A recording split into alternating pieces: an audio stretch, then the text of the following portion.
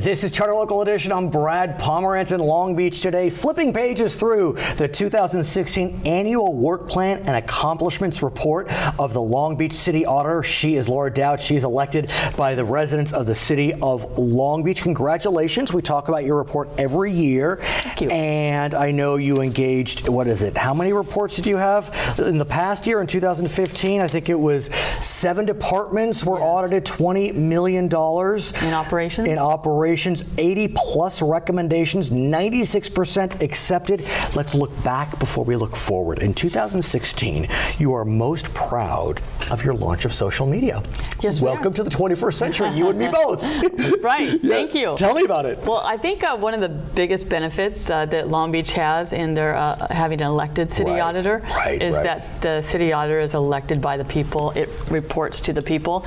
And oftentimes people really don't know what the city auditor does. And so we came up with this 2015-16 audit plan to let people know what we've accomplished and what we plan to do.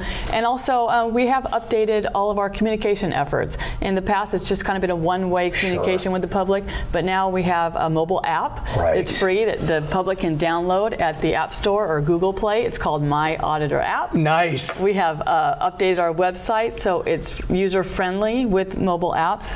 We also, and let's talk about Twitter. Yes, we have a Twitter account. Exactly. Facebook. At LB City Auditor, Facebook, Long Beach City Auditor.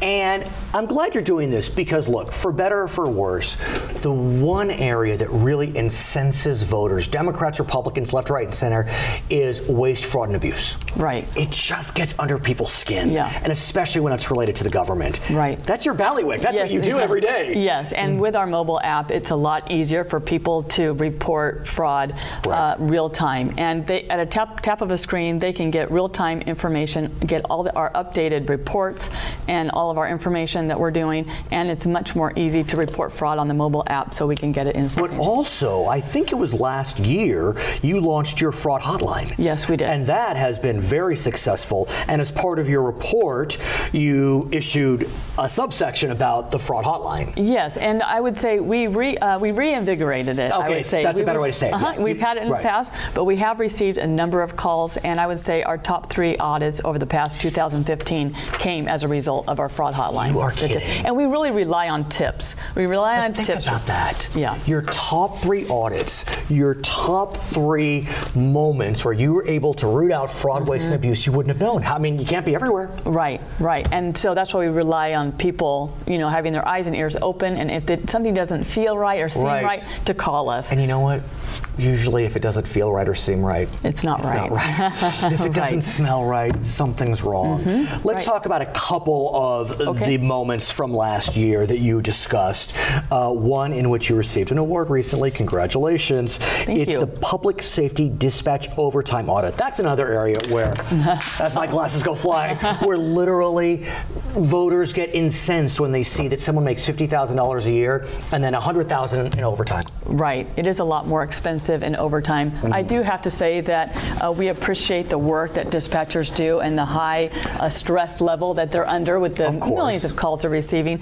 But at the same time, we found that there was an excessive vacancies within the department, and they were filling those with overtime, which, as you mentioned, was more expensive.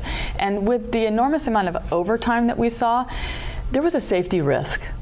And so with dispatcher fatigue, you really need to be alert, aware, and you know, on your... So how, were you able to make any recommendations on that? Because look, there is a balance, and sometimes overtime is needed.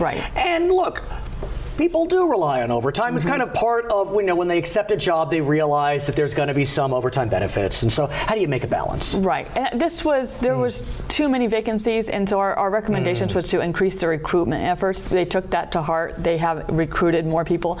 I think the attrition rate, or to hold dispatcher positions, as I mentioned, was extremely stressful, and it was difficult for them to find really qualified candidates to sustain the effort needed.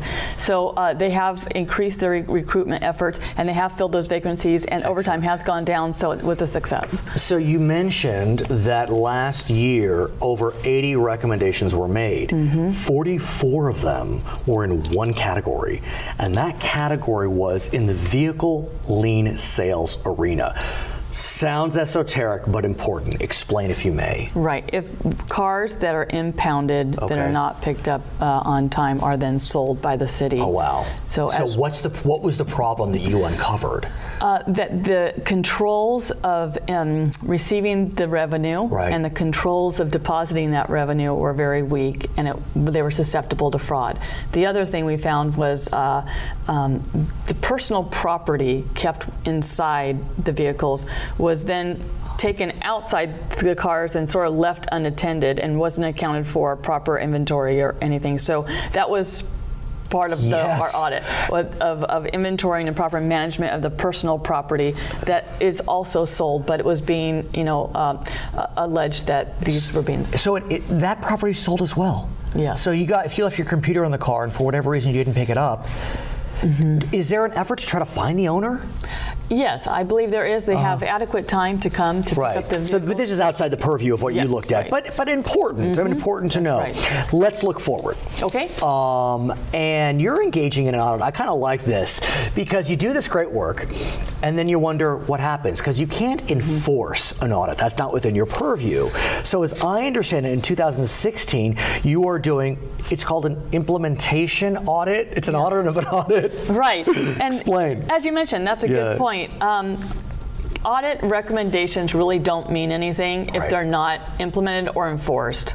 So we're looking back, and from 2010 to 2014, all of the audits that we performed, and we're requesting each department to send us their tracker of what they implemented. Because look, you said 96% of your audits from the last cycle accepted. That's right. So, the management agreed with our recommendations, which is a big deal. Right. And it's important that we get these things implemented because the whole purpose of audits, it's so that government can work more efficiently and more effectively and more economically, and we want to make sure our recommendations mean something and that are being cause for change and for better. And and we talk about fraud, waste, and abuse. Fraud is criminal. Abuse is marginally criminal.